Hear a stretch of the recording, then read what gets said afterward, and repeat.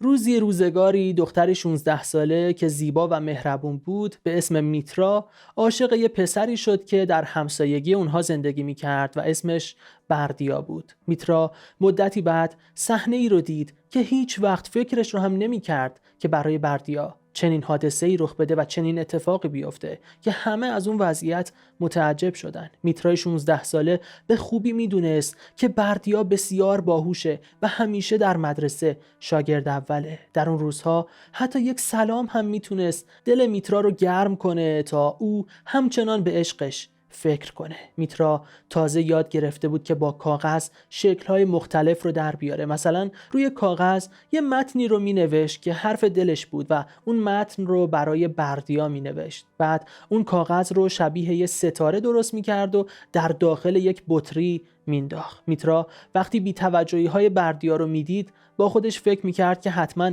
پسری مثل بردیا دختری با موهای بلند و چشمان درشت رو دوست داره و میترا رو با موهای کوتاه و چشمان ریزی که داره احتمالاً دوست نداره. میترا وقتی که میخندید چشمانش به اندازه یک خط میشد. در 18 سالگی میترا وارد یه دانشگاه متوسط شد، اما بردیا با رتبه عالی که داشت وارد یکی از دانشگاه‌های تهران شد. یک شب میترا در خوابگاه دید که اکثر دخترها دارن برای پسر مورد علاقه‌شون نامه می‌نویسن یا تلفنی با اونها حرف میزنن و میترا در سکوت به شماره‌ای که از مدت‌ها پیش حفظ کرده بود نگاه می‌کرد، اما تماسی نگرفت و اون شب برای نخستین بار دلتنگی رو به معنای واقعی حس کرد. روزها میگذشت و میترا زندگی رنگارنگ دانشگاهی رو بدون توجه و بدون هیچ لذتی پشت سر میگذاشت. هر پسری که بهش نزدیک میشد با سردی باهاش برخورد میکرد و اون پسر رو از خودش دور میکرد.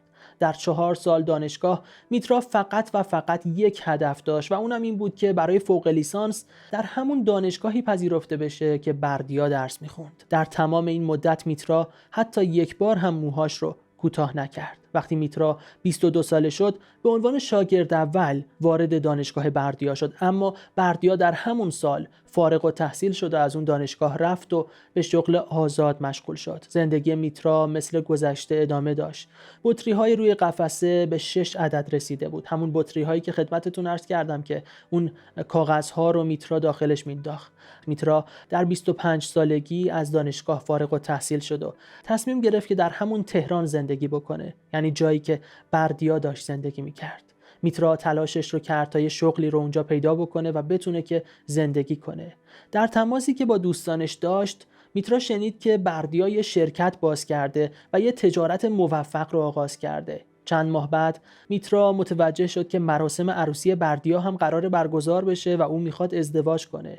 میترا که همشهری بردیا بود اومد به شهرشون و در مراسم عروسی شرکت کرد. او به چهره شاد و خوشبخت بردیا و همسرش چشم دوخته بود و با حسرت و غمی که در دلش داشت به اونها نگاه میکرد. زندگی ادامه داشت. میترا در 27 سالگی با یکی از همکارانش ازدواج کرد. شب قبل از مراسم ازدواجش مثل گذشته روی یک کاغذ کوچیک نوشت فردا ازدواج میکنم اما قلبم از آن توست و کاغذ رو به همون شکل یه ستاره زیبا درست کرد و داخل یک بطری انداخت. 10 سال بعد یه روز میترا به طور اتفاقی چیزی رو شنید که اصلاً باورش نمیشد. قبل از اینکه ادامه ماجرا رو خدمتتون عرض کنم ازتون بسیار متشکرم که روی دکمه سابسکرایب یا مشترک شدن کلیک کنید تا عضو کانال دانشگاه بشید و همدیگر رو گم نکنیم و بتونیم همراه همدیگه باشیم. دوستای میترا که میدونستن میترا چقدر عاشق بردیاست یه روزی یه خبر عجیب از بردیا شنیدن و فوراً به میترا هم خبر دادن. میترا وقتی ماجرا رو شنید اصلاً باورش نمیشد، اما حقیقت داشت. بردیای باهوش که همیشه شاگرد اول بود و رتبه بسیار خوبی هم در کنکور به دست آورده بود حالا به چه روزی افتاده بود. شرکتش ورشکست شده بود، همسرش پول مهریه رو ازش گرفته بود و طلاق گرفته بود و رفته بود. دوستانش هم او رو رها کرده بودن چون دیگه منفعتی براشون نداشت. طلبکارها هم مدام به بردیا آزار میرسوندن. بردیا هم برای خلاصی از شر این همه مشکلی که داشت هر روز مشروب میخورد. میترا خیلی نگران شده بود. رفت تا بردیا رو توی تهران پیدا بکنه. بردیا مست بود و داشت نزدیک خونش قدم میزد تا برسه به خونه. با همون حالت مستی یه دفعه میترا رو دید. وقتی میترا عشق قدیمیش یعنی بردیا رو دید خیلی خوشحال شد، اما نگرانش بود و دلش نمیخواست که آینده بردیا خراب بشه. میترا در تمام این سالها هر چقدر که کار کرده بود و تلاش کرده بود تونسته بود یه پسندازی برای خودش جمع کنه. تمام سرمایه زندگیش توی یک حساب بانکی بود. شماره کارت بردیا رو گرفت و تمام پولی رو که داشت به بردیا داد. کار عجیبی که هر کسی انجامش نمیده. بردیا دست میترا رو محکم گرفت، اما میترا با لبخند دستش رو رد کرد و گفت مست هستید، مواظب خودتون باشید، خدا نگهدار. گذشت. میترا 55 ساله شد.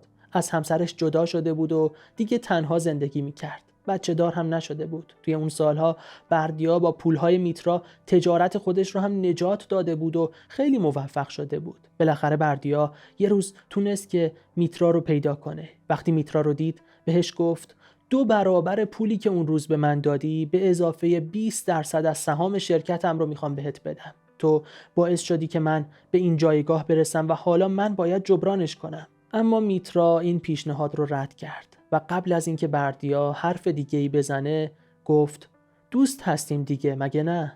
بردیا برای مدت طولانی به میترا نگاه کرد و در آخر لبخند زد. چند ماه بعد بردیا دوباره ازدواج کرد. میترا نامه تبریک زیبایی براش نوشت، ولی این بار به مراسم عروسیش نرفت. مدتی بعد میترا به شدت مریض شد. در آخرین روزهای زندگیش هر روز در بیمارستان یک ستاره می ساخت و در یک بطری می انداخت. در آخرین لحظات بردیا هم به ملاقاتش اومد و در بیمارستان حاضر شد. میترا وقتی بردیا رو دید خیلی خوشحال شد و بهش گفت توی خونه من 36 تا بطریه که داخلش یک کاغذ گذاشتم و اون کاغذها رو به شکل ستاره درست کردم. اونا برای توئه. میتونی نگهشون داری؟ یک یادگاری از طرف من برای تو. بردیا گفت آره حتما نگهشون میدارم. میترا لبخند زد و چند ساعت بعد از دنیا رفت. بردیا 77 ساله شده بود. توی حیاط خونش در حال استراحت بود که یه دفعه نوش یه ستاره زیبا رو که در دستش بود آورد و به بردیا نشون داد. گفت پدر بزرگ روی این ستاره چی نوشته؟ بردیا با دیدن اون کاغذ و خوندن جمله‌ای که روی اون کاغذ بود به نوش گفت اینو از کجا آوردی؟ نوه خردسالش هم بهش گفت که این بطری روی کتابخونه بود و منم این ستاره رو از داخلش در آوردم. بردیا تازه تو سن 77 سالگی فهمیده بود که میترا چقدر عاشقشه. میترا روی اون کاغذ نوشته بود معنای خوشبختی این است که در دنیا کسی را داری که بی‌اعتنا به نتیجه و بدون چشم داشت تو را دوست دارد. اما بردیا هیچ وقت اینو نفهمید. شاید میترا هم اگه غرورش رو کنار میذاشت و از علاقش به بردیا میگفت میتونستن این 2 نفر یه زندگی بسیار خوب رو در کنار همدیگه تجربه بکنن. یا اگه مثلا بردیا از رفتار میترا میفهمید که چقدر رو دوست داره، اصلا چطور میشه که شادی و خوشبختی رو به دست بیاریم؟ فیلسوفای مطرحی در این باره صحبت کردن و خیلی هاشون هم مثل ارسطو معتقد هستن که شادی یه تعریف مشخصی داره. ارسطو میگه شادی ناشی از آرامش درونی انسانه. وقتی که بدونیم که تمام تلاشمون رو کردیم و با نیت خوب توی زندگیمون حرکت کردیم، پس اگه حتی به نتیجه هم نرسیم حداقل از خودمون راضی هستیم و به اون شادی رسیدیم. هر چقدر هم شادتر باشیم بهتر میتونیم که خیلی از چیزهایی که دست ما نیست رو راحت‌تر قبول بکنیم. بعضی از ویژگی‌های زندگی ما تغییر پذیره و بعضیاش نیست. 2 تا عادت رو اگر کنار بگذاریم میتونیم زندگی شادتری رو داشته باشیم. ما متاسفانه بعضی وقتا به چیزهایی که تغییر پذیر هست فکر نمی کنیم و ناامید میشیم و بعضی چیزهایی که تغییر ناپذیره میشه دغدغه ما. مثلا اینکه ما در کدوم شهر به دنیا اومدیم، در کدوم کشور به دنیا اومدیم، توی کدوم خانواده، در چه تاریخی، اینا اصلا دست ما نیست، تغییر ناپذیره. و اگر عادت بکنیم که به این چیزها فکر نکنیم میتونیم شادتر باشیم. و در نقطه مقابلش بعضی چیزها هست که میتونیم به دستشون بیاریم، میتونیم تغییرشون بدیم. مثلا اگر میخوایم که یک کالایی رو بخریم، خب میتونیم اگر الان پول نداریم بعداً پولش رو به دست بیاریم و اون کالا رو بخریم. اما خب بعضی وقتا متاسفانه ناامید میشیم و فکر میکنیم که دنیا به آخر رسیده. مثالهای مشابه هم وجود داره. بعضی چیزها اصلا دست ما نیست، اما بعضی چیزها اتفاقا دست ماست، میتونیم تغییرشون بدیم. کاری که میترا نکرد. متاسفانه در تمام دوران زندگیش حتی یک بار هم به بردیا نگفت که او رو دوست داره. شاید اگر میگفت آرامش و شادی درونیش بیشتر بود. حداقل با خودش میگفت که من تلاشم رو کردم، بهش گفتم که دوستت دارم و او منو نخواست. در تمام دوران زندگیش، حتی تا آخرین لحظه زندگیش هم به بردیا فکر کرد. حتی یک بار هم بهش نگفت که او رو دوست داره. نظر شما عزیزان چیه؟ لطفاً در قسمت کامنت ها بنویسید. اگه در زندگیتون یک زن جذابی رو دیدید که هنوز ازدواج نکرده، یه معنی بسیار جالب داره. برای تماشای اون ویدیو لطفاً روی این تصویر کلیک کنید. شب و روزتون قشنگ. به امید دیدار.